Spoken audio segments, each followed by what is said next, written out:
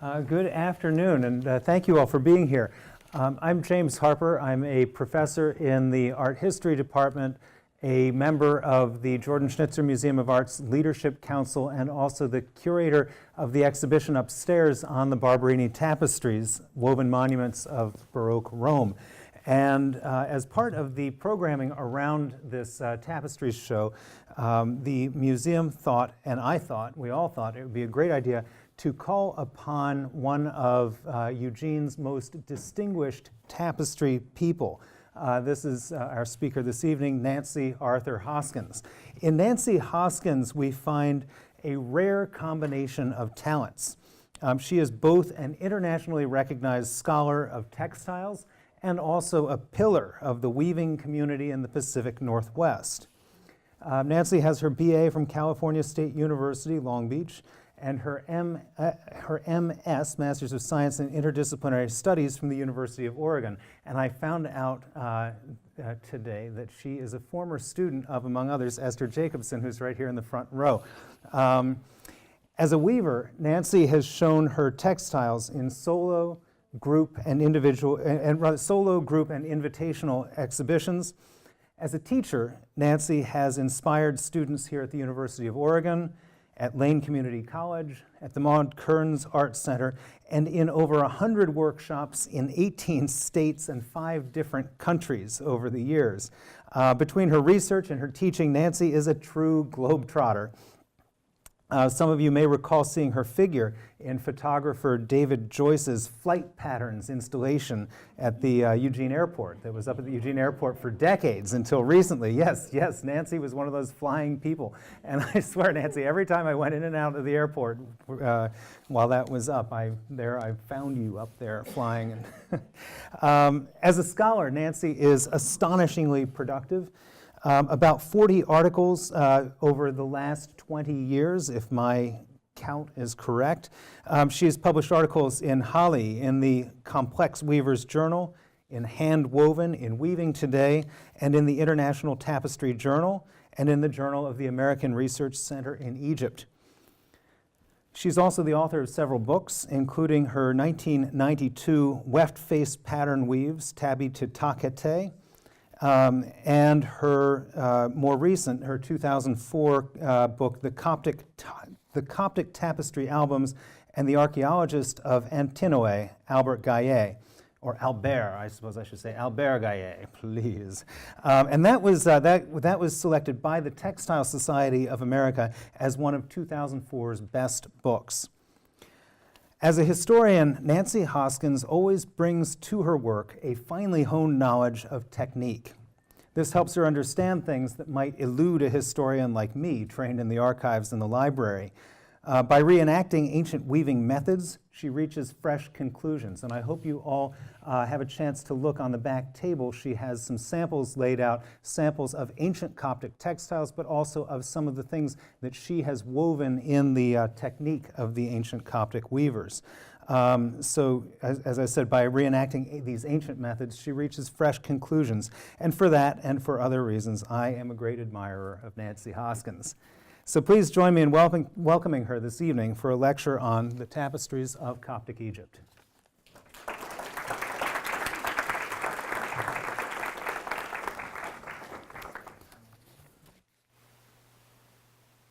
Okay, you're all set. Thank you, Jamie. You're too kind. You're too kind. I'm delighted to be here, and thank you all for coming when you'd probably rather be home having a glass of wine.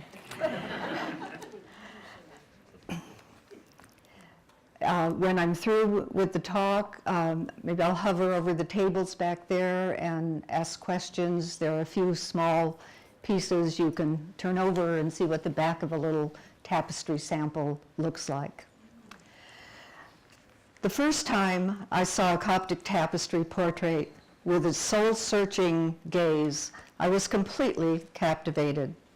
That was 40 years ago. I felt I had connected, through the craft of weaving, with someone from that far distant time and place. In spite of the fragility of fiber, there are thousands of fabrics from the centuries of Coptic, or what's also called Roman and Byzantine Egypt. when the deceased were dressed in their clothes, draped with other textiles, and buried in the dry desert sands. The unique style and iconography of the pictorial tapestries reflect the faltering classical and the flourishing early Christian culture. The vibrant tapestries with beribboned birds, cantering centaurs, Dionysian dancers, and ephemeral angels were compelling. I grew flax, learned to spin and dye wool and linen, and sampled the textile techniques on simple looms and copies of complex Coptic draw loom fabrics on a loom that interfaces with my computer. I want to thank Alda Saunders, an art historian and weaver who first sparked my interest in Coptic art. That interest tied together my interdisciplinary program here at Art History and Fine Arts Weaving. And I also want to thank those who supported me during my graduate program: Esther Jacobson, Barbara Pickett, the late Max Nixon, Gordon Kensler, and Dean McKenzie. And a special thank you to you, James Harper, and the museum staff for bringing this amazing tapestry exhibit to our museum. Although the Barberini tapestries are from the 17th century and the Coptic tapestries are 1,000 years older, know that tapestry art is alive and flourishing around the world, with fabrics being woven in workshops and by individual artists. International tapestry symposiums and exhibits were held in 1988 and in 2008, and there are frequent shows by contemporary artists. In 1996, 4 world-renowned tapestry artists taught an amazing 5-day tapestry weaving course here that was sponsored by this art museum, the Gourmet Group, and organized by Barbara Pickett. In 1994, Council for the Humanities Grant sponsored a second research trip to museum collections in France and England, and Aziz S. and Lola Attia Fund for Coptic Studies contributed to the publication of my research. I've been privileged to study most of the important Coptic collections in American museums, as well as important ones in Canada, England, Scotland, Ireland, France, Italy, Portugal, Greece, and Australia. My husband wanted to go somewhere warm to celebrate his 50th birthday. I was thinking maybe California, Arizona, and I said, why not Egypt? Thank you, Blaine, for helping me to travel to Egypt and around the world on this quest. The museums have been exceptionally generous in granting me access to their archival collections, probably because no one had ever asked to see them before. A Copt in early usage simply meant an Egyptian. It's what the Greek and Roman conquerors called the indigenous population. But in present usage, it identifies a Christian Egyptian in the cultural era which extends from the late 3rd to the mid-7th century AD as Coptic Egypt. However, textiles Coptic in style and technique extend into the first few centuries of the Islamic period. Coptic scholars are calling this an unknown golden age, a time when classical themes lingered on and early Christian art flourished and found voice, influenced by Greece, Rome, Byzantium, and Persia. The 10 million Copts of today consider themselves the descendants of the ancient Egyptian race. The Coptic language, which is written with Greek letters, maintains whatever's left of the ancient language of the pharaohs. The apocryphal story is told that St. Mark evangelized in Egypt in the 1st century. Since the 5th century, when the Coptic Church separated from Rome, they have had their own pope. Coptic liturgy and church music has survived largely unchanged since the early centuries of the Christian era. And the textiles from that period of time mostly tapestries, reflect the cultural construct of late antique and early medieval Egypt, a time when all cloth was hand-spun, hand-dyed, and hand-woven. Paul has our lights out, and we'll look at some of the marvelous things that were woven. No, there, thank you. Okay. The story of the Tapestries of Coptic Egypt begins in a glorious and grand Greco-Roman city on the Nile, about halfway between Luxor and Cairo. One entered the city through a magnificent triple arch. There were marble temples and broad colonnaded avenues. The Emperor Hadrian founded the city he called Antinopolis in 130 AD to memorialize the site where his beloved Antinous drowned. Antinopolis was settled by Greco-Egyptians who called themselves the New Hellenes. The city flourished during the centuries when ideals and art slowly segued from classicism to Christianity. Bell wrote that Antinopolis was a strange world where Hellenic paganism and Christianity, native Egyptian and cosmopolitan culture, the ancient and the medieval, are inextricably mingled. Mummification was prohibited in the 4th century, and Christian burial practices were adopted, with the deceased dressed in decorated tunics, swaddled in other textiles, and buried in the sand. The Roman Emperor Fenestella wrote, "In the late Augustinian age, there came into fashion smooth cloth with woolen decorations. The clothes the citizens of Antinopolis wore and the textiles they used resembled those that were woven and worn all over the Roman Empire.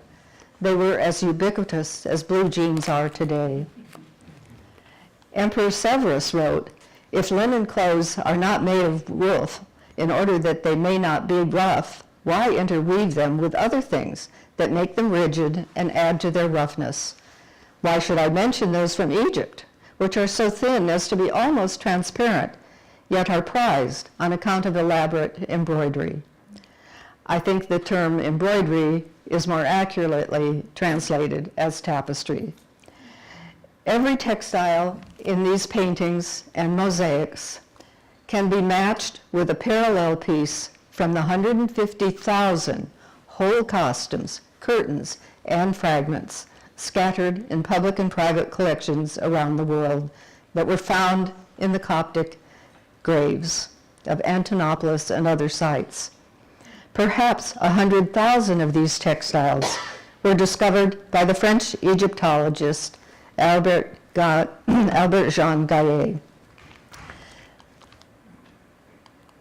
The typical tunic was made of a plain weave called tabby. They were woven with linen warp threads stretched on a loom and interlaced with linen weft threads. Areas of tapestry woven with colorful woolen wefts embellished the tabby weave with bands, borders, medallions, and panels. The fabric was used for clothing, domestic items, and elegant hangings. Tapestry weaving is an architectonic art. Designs, motifs, and patterns must be built step by step, or think of it as pixel by pixel. Each small bit of woolen weft covering a warp end forms a color bit, and the weft yarns are all that you see on a tapestry. The ornaments depicted birds, fish, fruit, flowers, geometric patterns, portraits, and intricate narrative scenes, both secular and sacred. Scholars believe that the tapestry technique and a better breed of sheep came with the Alexandrian conquest of Egypt. Other than the few Tutankhamun artifacts, tapestry artifacts, there are no other examples from pharaonic Egypt.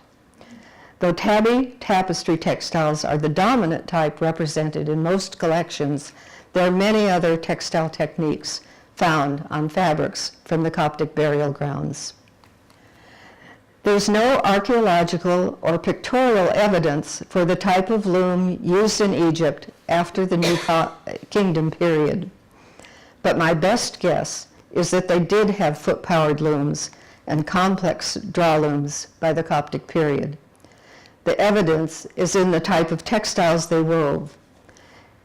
There's little to suggest that the warp-weighted loom, which is in the illustration at the bottom, which was used all over the Mediterranean world, it was never really popular in Egypt. Very little evidence for that. Tunics were typically woven in one piece and required a very wide loom. A tunic for someone my size would probably require a loom that was about 8 feet wide. And I have seen some tunics that would fit my refrigerator. A plain linen tabby weave woven at 56 warp ends per inch is changed to a tapestry area by weaving on pairs of warp with both linen and woolen wefts. Every weft color is woven in small sections, constantly changing across the warp. Now the Coptic pieces, an average number of ends per inch in the tapestry areas is about 28. And I think the Barbarinis are 18, 16. That's right. And this museum has a fabulous collection of Chinese silk tapestries, and I would say the count is probably 50 to 60 ends per inch, or perhaps more. There were also woolen tapestry and plain weave and tapestry tunics found in Egypt. Throughout the Coptic period, now that little piece at the bottom, every single color that's different would require you to put one color down, pick up the other color, weave a little. Put one down, pick one up, weave a little bit. Throughout the Coptic period, two dominant color palettes persist. They're monochrome tapestries using wefts of undyed linen and one color of wool. The white yarns are linen, never white wool, and the dark colors in the textiles are deep blue with green or violet undertones, never black as they seem to be in photographs. A mid-value ground is achieved by weaving with a melange of ecru linen and a colored wool yarn, and a supplementary sketching weft is used to draw details and define interlace designs. Polychrome tapestries use woolen yarns that are dyed with natural materials from plants. And early tapestries, which these are, show a mastery of tapestry techniques to create the illusion of realism. There are very small tapestries, like the one on the right, just a few inches across, and the Dionysus on the left is a life-size figure. This is an exceptionally large tapestry. There's no other piece comparable to it. The figures are, in between the figures, there are plain weave areas, so it is a combination of what we call tabby and tapestry. But this wonderful piece, which is in the Cleveland Art Museum, is a completely tapestry woven hanging. The 12 apostles are in the border portraits, and the background of the border is what we call a mille-fleur black background that reappears in the Middle Ages. And in the panel at the top, we see the Roman putti transformed into angels, which is a common thing in the Coptic textiles.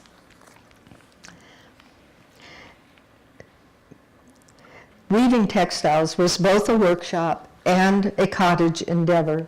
The workshops found designs in manuscript illustrations, mosaics, and perhaps there were itinerant artists traveling around.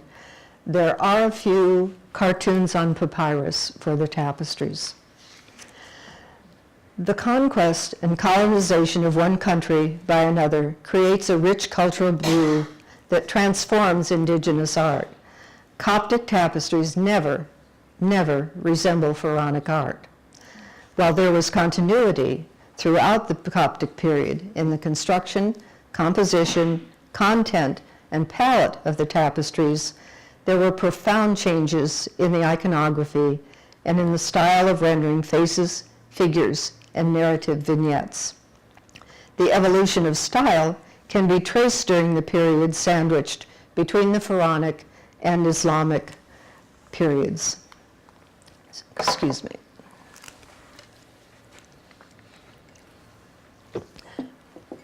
Early Coptic art is dominated by Greco-Roman influence, with themes drawn from nature and mythology.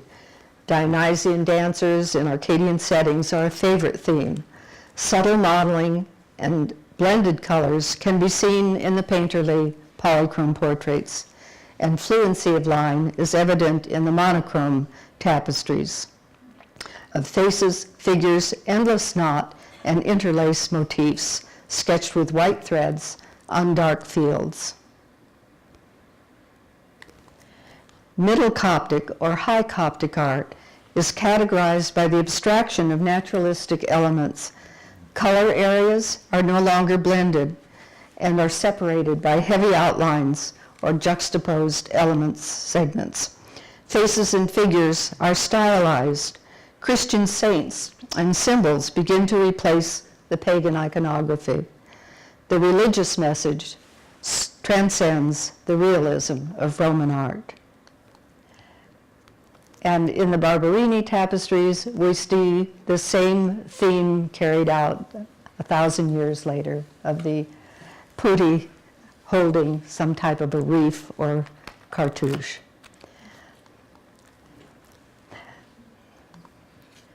And this is a very large piece that's in the Brooklyn Museum. So these were sometimes on very large wall hangings, sometimes very small, delicate pieces. Excuse me, the tapestries are exuberant, rampant with bold colors. And notice that the tapestries are frequently have a frame or border, just like the large Barberini tapestries upstairs. Late Coptic or early Islamic textiles continued to be woven in the same style and technique of the Copts and are included in most Coptic collections. Eventually, geometric patterns and calligraphic motifs supersede figurative art. Because of the manner in which these textiles were collected, accurate dating is difficult. Essentially, the style shifts from classicism and a sense of realism to a more expressive or simplified form, to paraphrase the scholar James Trilling. In 1983, an alumnus, Helen Stagger Polson, gave the Henry Art Gallery at the University of Washington, my other alma mater, a collection of 144 fragments that were in a pair of albums.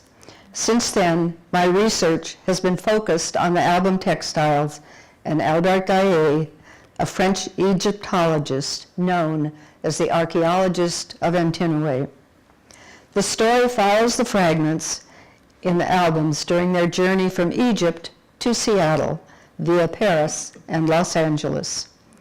The tale was interwoven through the centuries with the lives of many notable characters: emperors and gods, sinners and saints, amateur archaeologists and Egyptologists, Fauve artists, sculptors, novelists, actors, composers, opera singers, and even silent film stars. Albert Gayet was a protege of Gustave Mastero, the French director of Egyptian antiquities. He had worked on the Temple of Luxor and the Monastery of San Simeon in his early career. He's described by contemporaries as the natty Monsieur Gayet, a man who insisted on keeping on his gloves during a party on a Nile riverboat. Sailing the Nile is what the jet set and amateur archaeologists were doing at the turn of the century. They came to Egypt with their titles, their money, hired boats, stocked them with fine wine and pianos and good food, and ventured up the Nile. There's some wonderful, wonderful old travel journals on those adventures of the late 19th, early 20th century. Gayet, sponsored by the Musée Guimet and other French institutions, made his first expedition to ancient Antinopolis in 1896. By that time, Antinoe was a field of rubble, with little left of ancient grandeur. Building blocks from the temples had been carted across the river to build a sugar factory, and other architectural fragments ground up for fertilizer. Gayet collected grave goods from the cemeteries of Antinoe and other sites. He brought mummies, encaustic paintings, artifacts, and thousands of fabrics to France. For a dozen years, there were exhibits in Paris. Gayet published a long list of exhibit catalogs, articles, and books in his own inimitable florid style. He staged performances with women dressed in faux Coptic costumes. We even have a woman rise up out of a sarcophagus and dance for the audience. And magic lantern shows. I mean, he received a lot of publicity during that time. He claimed his mission was the resurrection of a lost world. In 1900, he had an important display of the Antinoe textiles at the Paris Exposition. The textiles, displayed in sensational tableaux, were reported as being one of the most decidedly interesting features of the exposition. The colorful, highly stylized Coptic tapestries shown during all of the Gayet exhibits were unlike anything seen before in Paris, and many of these things are still on the original exhibit cards in the different museums. The Paris exhibits of Coptic tapestries had a significant but rarely recognized effect on modern art. Henri Matisse, in desperate financial straits in the winter of 1900, was hired to paint garlands of laurel leaves to decorate pavilions for the exposition.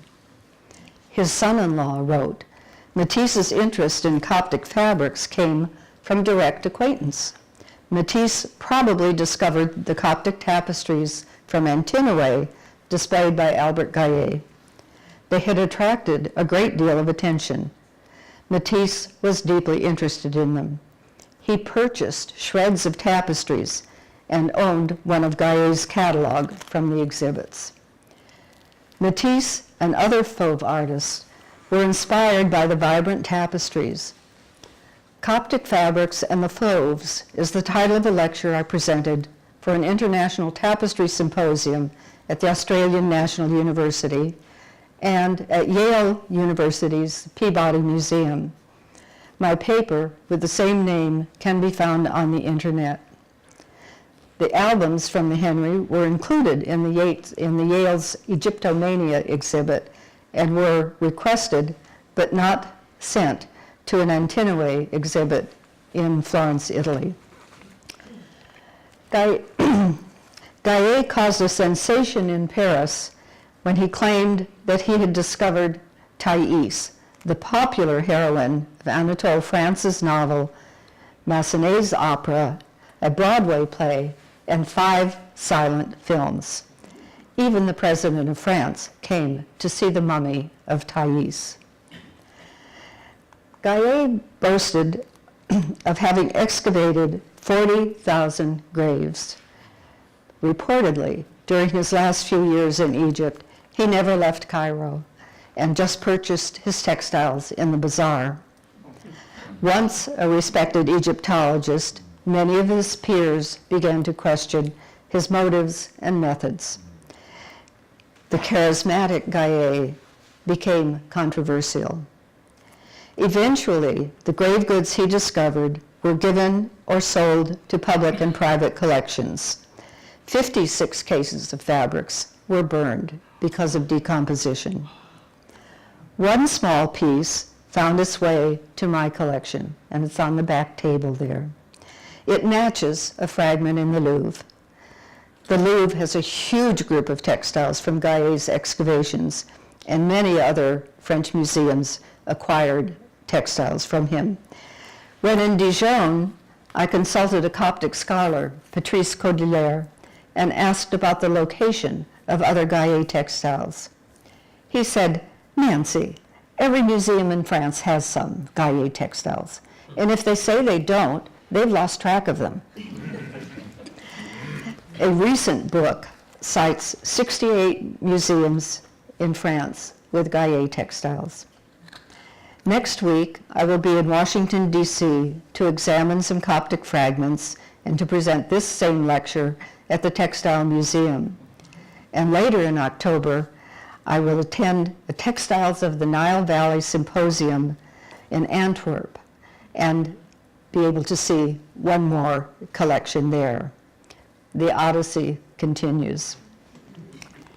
My research has been focused on analyzing and describing each textile in the text and textile albums and searching for matching or comparable textiles in other collections. The tapestry ornaments, which were typically woven in pairs and decorated both the front and the back of tunics, were cut apart 100 years ago and scattered. The Henri Collection is unusual because the fragments are in a pair of albums. The Henri Collection is important because the albums are directly connected with Gayet. In the text album, there's a penciled inscription in English, "Unique copy made expressly for Gayet, archaeologist and explorer of Antinoe." 2 letters written by Gayet came to the Henri with the albums. They identify that the original owner was not Gayet, but a Henri Brion of Paris. The letters fix a March 1913 date when Brion invited Gayet to see the albums. Gayet wrote in the letter, "The albums are charming, executed with perfect artistic talent. The textiles of Antinoe are used to good advantage." Brion probably purchased the textiles at an auction and arranged to have them bound in the albums like Victorian memorabilia. I have not been able to verify whether Brion or his bookbinder created the album pages. Jacqueline Enthoven, a renowned scholar on embroidery, was a mentor when I became serious about studying textiles. I discovered from reading my late friend's memoirs that she lived next door to Henri Brion in Paris in 1913. I had told Jacqueline, who was a Seattleite and a consultant for the Henri, about my project on the Coptic albums, but never dreamed that she would have any information about Brion until it was too late. Gayet autographed the textile album. "The exploration of Antinoe is the resurrection of a world." This statement by a German scholar has been largely ignored in France, except among some savants. The Henri Collection is also important because many of the Antinoe fragments from the Henri match pieces in major museums, including 24 that match fragments in the Louvre. They were snipped apart from the same ancient fabric. The collection is unique because the album covers and 6 other pages are covered with a carefully crafted collage of fabric fragments. At the back of the textile album, there's a bizarre box filled with an assemblage of artifacts. The albums are a curiosity among Coptic collections. Coincidentally, the assembly of the fragments in the albums correlates with the introduction of collage by Pablo Picasso and Georges Braque. The text album is covered with a collage of 20 monochrome and polychrome fragments. There are 2 books by Gayet bound in the text album, and there are 6 pages covered with textiles. The textile album cover may look like one fragment, but it's actually a collage of 4 pieces skillfully glued together to meld together. Some of the pages are covered with one large fragment, while other pages have several separate fragments. The fragments are from tunics or other domestic textiles and are either Coptic or early Islamic. Every small textile in the albums has a story to tell, and that's what I've done in my book, to document all the details about each piece, searching for matching pieces. I'll go back to that one just a moment. That's woven in a technique we call spraying, and it's almost a little bit like cat's cradle. Threads are crossing one another to make bags or hair nets. These are embroideries. We really don't see them in the Coptic period. They're very unusual. And so these are quite definitely early Islamic embroideries. Cross stitch, pattern darning, very, very common stitches. Monochrome tapestries on the left and one embroidery in that diamond-shaped piece. And on the far clavis on the right, there's a portrait of a bearded man, and that has what I would actually call purple yarn, which I don't find the royal purple or really purple yarn. Most of the colors are made by mixing a couple of colors together. This complete yoke, half of it is pasted to paper so that it can be folded over to fit inside the album. And another part from that same tunic is in the collection in Paris. This one also, a piece in the album and another piece in Paris. It's the same with the ducks, another matching piece from the Louvre. And the little fragment on the bottom with the vines and the leaves, I found at least 3 other pieces in 3 different collections from that same textile. Sometimes I'm studying, and you'll see on the back table, there are these wonderful old books done with hand-painted illustrations of the textiles. And so looking at that one on the right, it has a scarab design on it. That's about as close to a pharaonic symbol as you'll ever find in the textiles.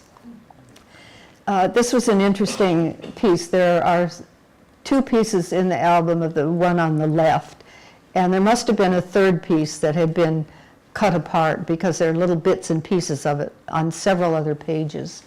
I thought when I first saw the one on the right in a black and white photo that they were matching pieces, but when I actually saw the piece woven with completely different fibers, different size yarns, different colors, but it's a good indication that they were weaving from a definite pattern.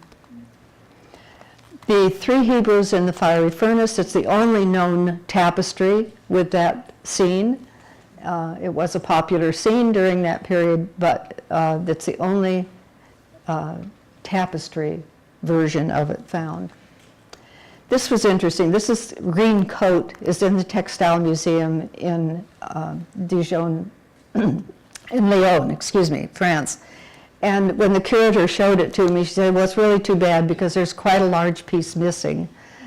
I know where that is. I said, it's in the album. So that's quite typical of what happened. Gayet was the very first one to discover silk, what we call drawloom fabrics, or samitum, or samite. It's a technique that probably traveled across the Silk Road, but was reinterpreted by weavers in the West. So this coat, and that color is not exaggerated at all. It's also in the Textile Museum in Lyon.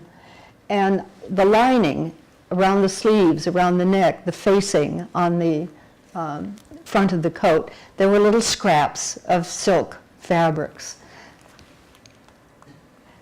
And some of these silk fabrics woven during that period of time, probably imports coming from the Near East, but I think some of them were also woven in Egypt at that time.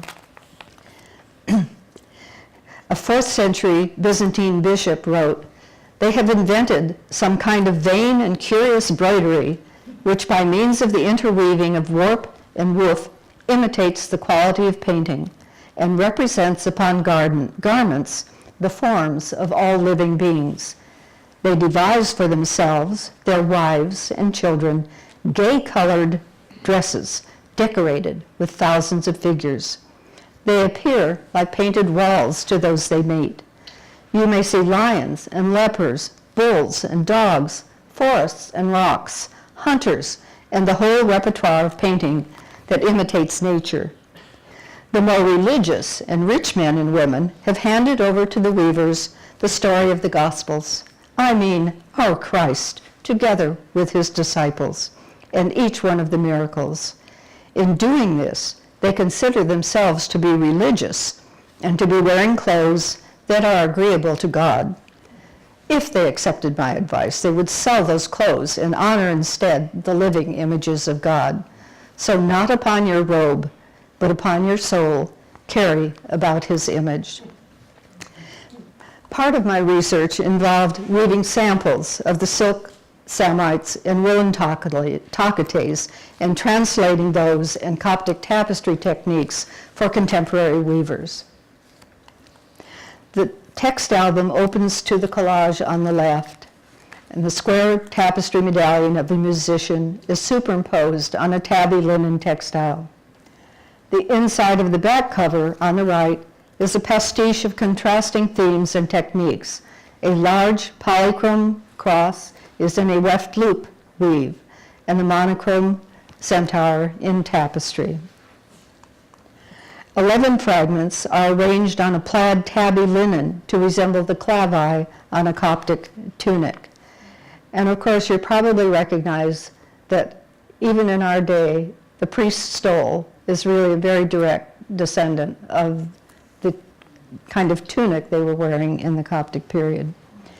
The encircled crosses were not woven as part of the clavi. They came from that floral panel that was cut apart for leaves, flowers, and chevron bands. The cross fleury motif and diamond grid on the clavi match the design on a clavis with an attached yoke and a separate square medallion in the loop. Once that match was discovered, I realized that the dancing figures and 3 putti on another album page once belonged with that set of tunic embellishments. These 2 pages confront one another at the back of the textile album.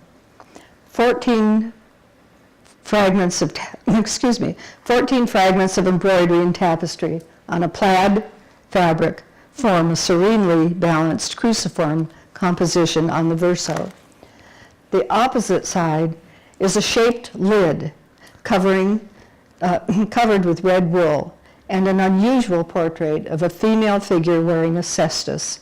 She resembles a Saint Tekla found on a sculpture of the period. Some items in the album's box appear above the lid. Excuse me. A thick striped bourrelet de chenille, literally a fuzzy caterpillar, curves over the lock of hair in the circular case. The headpiece resembles one found on the mummy of Thais. And the hair? Maybe Thais. A strange assortment of textiles and found objects cover the back of the shaped lid and fill the bizarre box. Tablet woven bands hold a weaver's comb. There's a sandal, leather strap, spindle whorls, tapestries, and embroideries are grouped together in an assemblage as chaotic as a box by Joseph Cornell. On a 1985 research trip, I showed photos of the album textiles to Madame Rouchakaya, conservateur of the Coptic collection at the Louvre. She seemed surprised. Then she showed me the current French archaeological journal with an article by Thierry Zimmer. This article was illustrated with a photo of the distinctive box at the back of the textile album with this caption: "Here's an example of how the objects found by Gayet were put to an inane use." Zimmer stated that the albums had been sold at auction in Paris by Monsieur X in 1928, and no one had heard of them since. I don't know if the mysterious Monsieur X was Henri Brion, nor have I discovered who owned the albums between 1928 and 1948 when Poulsen purchased them at a Los Angeles bookstore. She couldn't remember the name of the store. These two tapestry-woven, fruit-filled baskets crowned with greenery were once connected by warp and weft, but that was 1,500 years ago. Now, one of the basket fragments covers the back of the textile album, while the other remnant rests in a dark drawer in the archives of the Louvre. Gayet believed he had discovered another Pompeii, an efflorescent culture whose artifacts deserved permanent display in a museum that would create the ambience of late antique Antinoe. But he was disappointed. A 1913 newspaper interview of Gayet came to the Henry with the albums.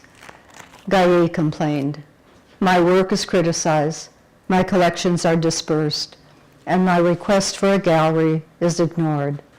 I will consecrate my time to put in order my souvenirs of Egypt." Unfortunately, he never did. He left no field notes, no documentation, just a few sad, slightly pornographic photos of nubile Egyptian maidens. In spite of that, Gayet left a legacy of thousands of grave goods from Egyptian burial grounds. He must have had a sense of humor to have posed in that sarcophagus. In an unlikely apotheosis of quotidian cloth, the fabrics of Coptic Egypt now grace the galleries of grand museums throughout the world. Gayet, curious about the grave goods from Antinoe, consulted a master of the occult, another, or perhaps the same, Monsieur X. Gayet described him as having clear, all-seeing blue eyes. The mystic explained to Gayet that his brain waves pulsated so much faster than ordinary humans, and that allowed him to perceive vibrations emanating from an object. He could hold an artifact to his forehead, and through the atoms that it had acquired during its history, he could travel back through time and report all of the events it had been witness to. Not only would the people associated with the object be revealed, but the entire ambience of the age. Gayet, enthralled with what he learned from the seer, reported his revelations as truth. I wish it were that easy. Thank you. Thank you.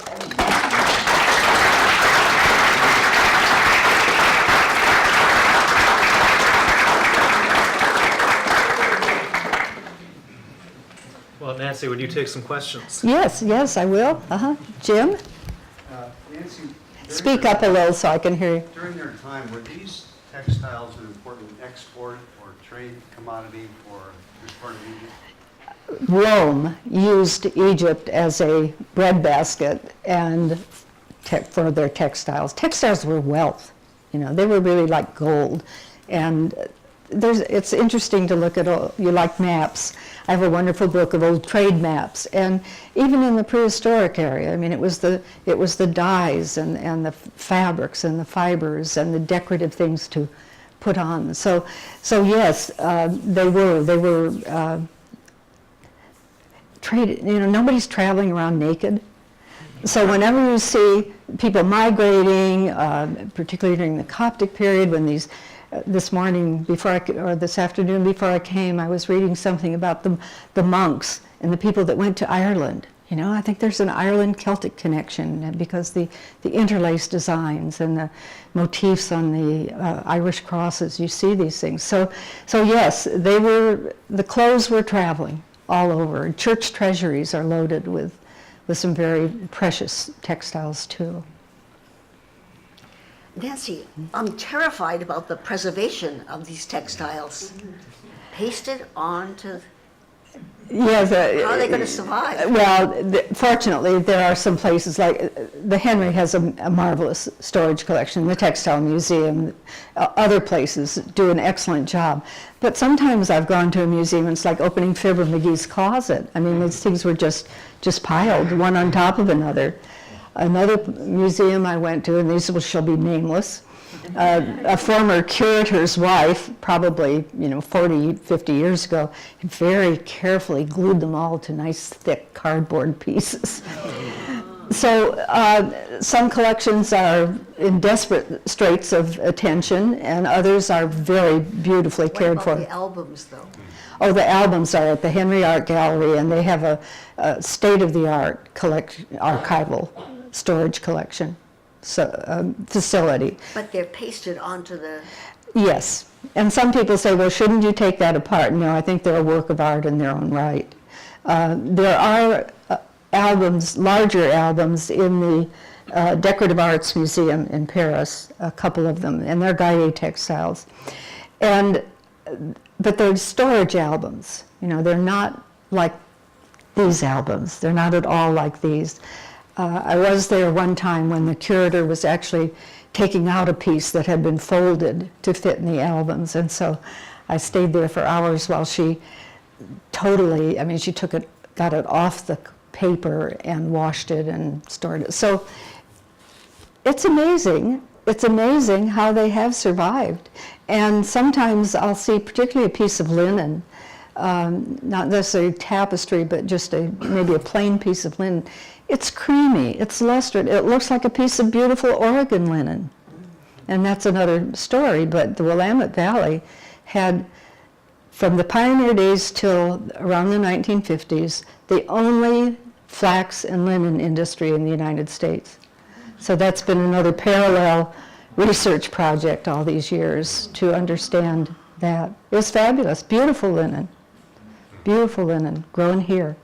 And 14 processing plants and several different mills weaving linen fabric.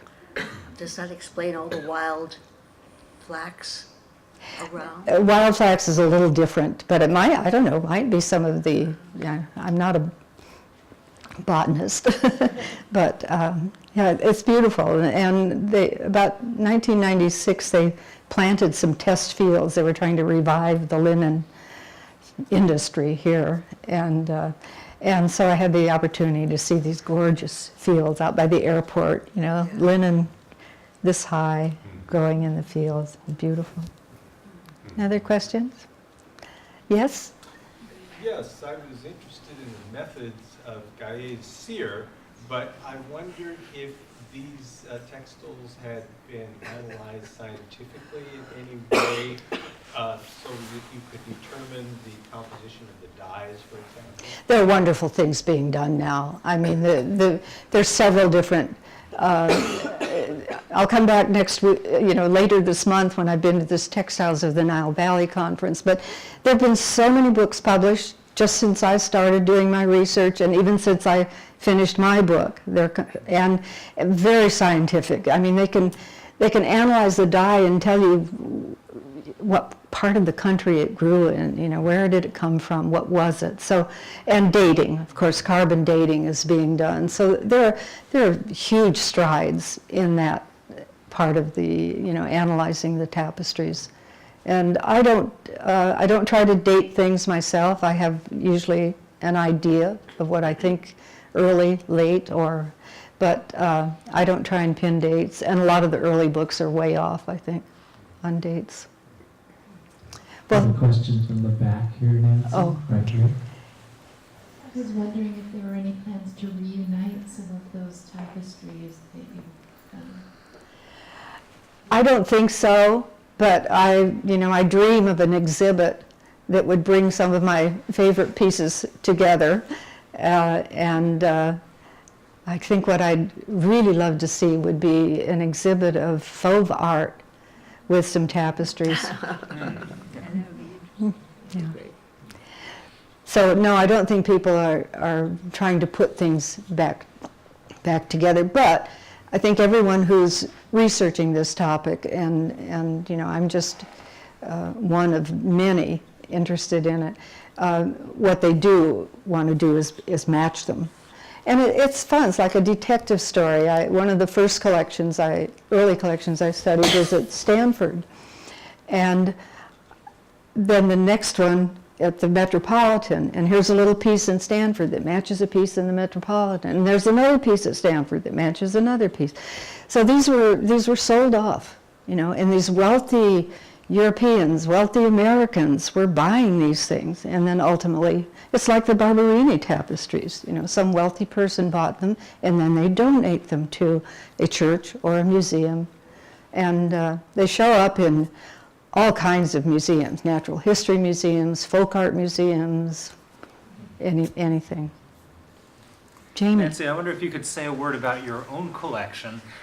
Where did you get the pieces that you have, and how hard is it to find these things, and where would one look if one were interested in collecting today? When I started, Dean McKenzie, art historian professor here, he liked to collect coins. And he said, sometimes in these coin catalogs, they have a few little Coptic fragments. And so the first several pieces, I probably have about 20 pieces, and I haven't been buying anything for years and years. So I just bought a few pieces from that catalog. There's a rug dealer in Portland, James Opie. The most magnificent piece I have back there was I bought from him, maybe a couple of other pieces. I've been given some pieces occasionally. So, and they're not, I didn't pay very much for anything except the one piece, the largest piece back there. But look on eBay. I did maybe yesterday or the day before, and the prices are going up. Little fragments like mine that probably cost $20, $30, $40, $50 are now in the hundreds. And if they're really good, they're up in the thousands. So they've been for sale for years, but I only wanted a few just to be, and I've always, I travel with a few. I think it's important to be able to see the real thing, not just the pictures of the tapestries.